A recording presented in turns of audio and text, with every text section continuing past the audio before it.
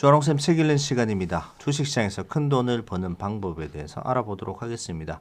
여러분들이 갖고 계시는 어느 투자자의 회상이라는 책과 같은 책입니다. 그 중에서도 오늘은 패트리지 노인이 시장에서 대화하는 그 일화를 가지고 어떤 시세의 원리에 대해서 깨달은 구절이 나오는데요. 그 부분에 대해서 같이 보면서 시장에서 큰 돈을 버는 방법에 대한 어떤 지혜를 엿보시기 바랍니다. 책 내용 들어가 보도록 하겠습니다. 이 나이든 노인은 돈이 많으며 아주 크게 한판할 수 있다는 건 플러튼 증권회사에서 전설처럼 전해져 오는 얘기였다. 하지만 그는 증권회사에 수수료 수입을 많이 올려주지는 않았다. 누가 봐도 그는 거래를 자주 하지 않았다. 그의 이름은 패트리지였지만 사람들은 그가 안 보는 곳에서 터키라고 불렀는데 그가 두툼한 가슴팍에다 턱을 파묻은 채로 이방저방을 마치 칠면조처럼 점잔을 빼며 활보하고 다녔기 때문이다. 고객들은 억지로 떠밀려서 무슨 일을 저지른 다음 실패의 책임을 다른 사람에게 돌리기를 무척 좋아하는데 그러다 보니 자기가 아는 친구의 친구인 어느 내부자가 어떤 주식에 대해 이렇게 하라고 기뜸해 주었다는 얘기를 하러 이 노인을 찾아오곤 했다.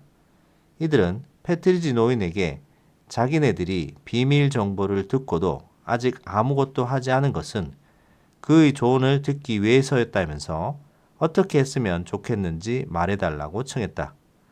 그러나 이들이 가져온 비밀 정보가 매수 쪽이든 매도 쪽이든 이 노인의 대답은 항상 똑같았다. 고객은 패트리지 노인을 찾아와 자신이 처해 있는 상황을 털어놓은 다음 물었다. 어떻게 하면 좋을까요?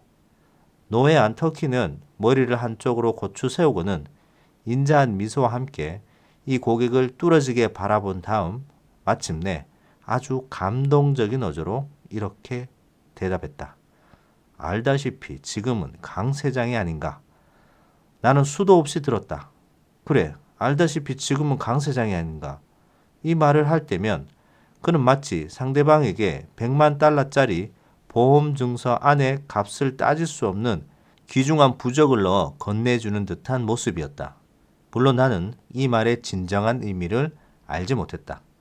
하루는 엘머 하우드라는 친구가 헐레벌떡 증권회사로 뛰어들어오더니 주문서를 작성해 직원에게 건네줬다. 그리고는 패트리지 노인이 존 패닝이 하는 얘기를 차분하게 듣고 있는 곳으로 달려갔다. 존 패닝은 예전에 킨이 주식 중개인한테 주문하는 것을 들었는데 이 말을 듣고는 100주를 사서 기껏 3포인트 먹고 팔아버리자 즉시 주가가 뛰기 시작해서 3일 만에 24포인트나 올랐다는 이야기를 하고 있었다. 존이 이 뼈아픈 사연을 패트리지 노인에게 들려준 건 최소한 4번이 넘지만 노회한 터키는 마치 처음 들어보는 이야기인 양 동정어린 미소까지 지어 보였다. 이런 와중에 엘머가 노인을 찾아온 것이었다. 그는 존 패닝에게 한마디 사과도 없이 터키에게 이렇게 말했다. 패트리지 씨, 제가 보유하고 있던 클라이막스 모터스 주식을 방금 팔아버리고 오는 길입니다. 잘 아는 사람한테 들은 얘기로는 시장이 곧 조정에 들어갈 것이라는데 그러면 저는 싼 값에 다시 매수할 수 있겠지요?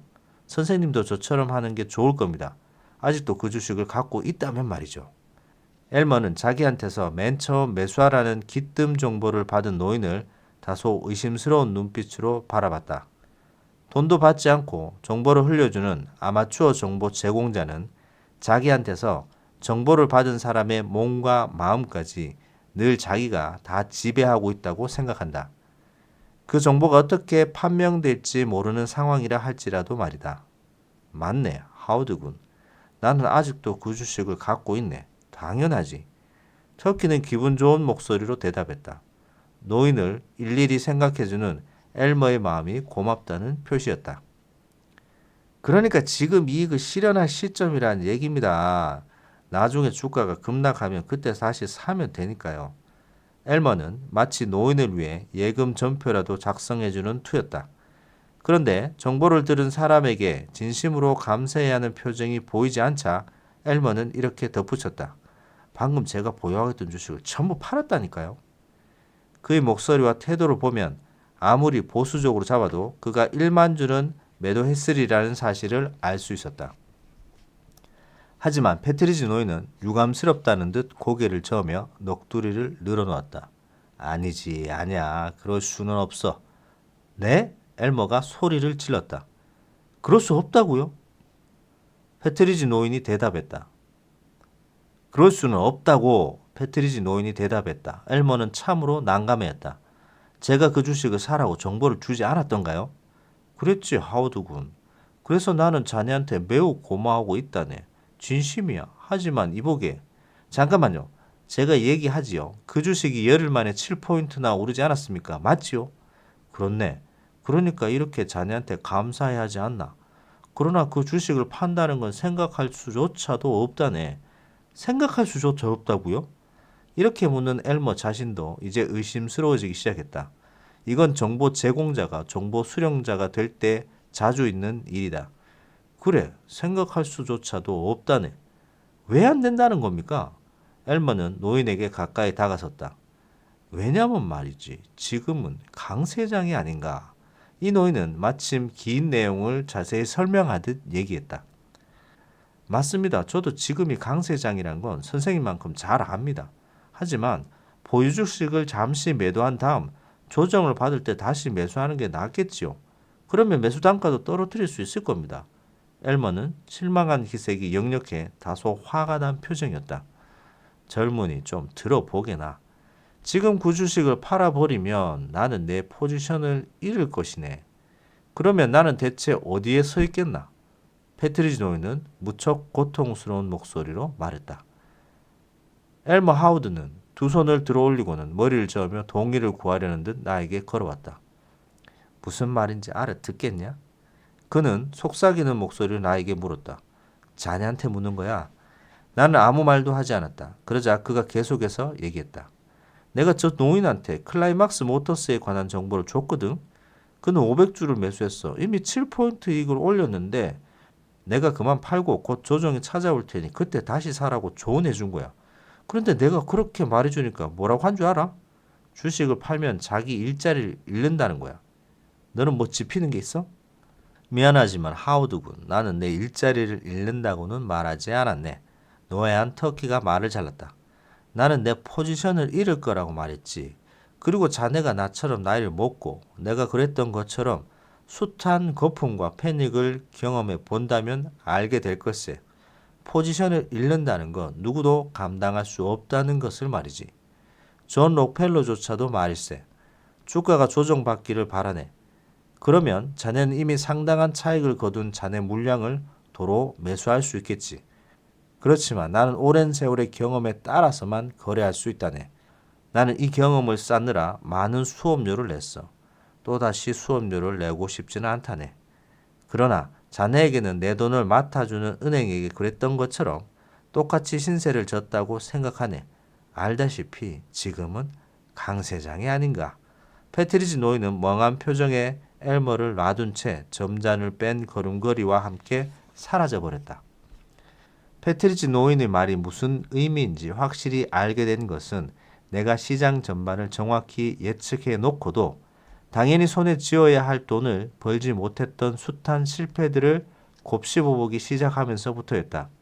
공부를 하면 할수록 패트리지 노인이 얼마나 현명했는지 가슴에 와닿았다. 틀림없이 그도 젊은 시절에는 나와 똑같은 결점으로 인해 고생했을 것이고 인간의 약점에 대해 알게 됐을 것이다. 경험이 가르쳐 주듯이 그는 극복해내기 힘들 뿐만 아니라 늘 값비싼 대가를 치러야 했던 유혹에 자신을 그냥 방치해두지 않으려 했을 것이며 그 점은 나 역시 마찬가지였다. 패트리지 노인이 다른 고객들에게 알다시피 지금은 강세장이 아닌가 라고 한 말의 진정한 의미를 마침내 깨달았을 때 나는 트레이딩을 배워나가는 과정에서 확실히 진일보한 것 같았다. 그가 말하고자 했던 것은 큰 돈은 개별적인 주가 등락이 아니라 시장의 기본적인 주가 흐름을 알아야 벌 수 있다는 것이었다. 다시 말해 주가 테이프를 읽는 게 아니라 전체 시장과 그 추세를 파악해야 큰 돈을 벌 수 있다는 것이다. 여기서 한 가지 이야기해 둘 것이 있다. 월스트리트에서 오랜 세월을 보내며 수백만 달러를 벌어보기도 하고 잃어보기도 한 내가 꼭 하고 싶은 말이 있다. 내가 큰 돈을 벌 수 있었던 것은 결코 내 머리 덕분이 아니었다. 항상 그것은 앉아있은 덕분이었다. 무슨 말인지 이해하겠는가? 진득하게 앉아있는 덕분에 큰 돈을 벌었다는 말이다. 뒤에 더 긴 내용이 있습니다만은 중요한 내용은 말씀드린 것 같고 패트리지라는 노회한 노인, 오래된 경험이 많은 투자자죠. 투자자의 어떤 일화를 통해서 시장에서 어떻게 대처를 해야 하는지 깨달음을 얻은 제시 리버모어의 그 말이 마지막 구절이 여러분들께 큰 울림이 됐으면 좋겠습니다. 오늘은 여기까지 하도록 하겠습니다. 도움되셨다면 구독, 좋아요 부탁드립니다. 감사합니다.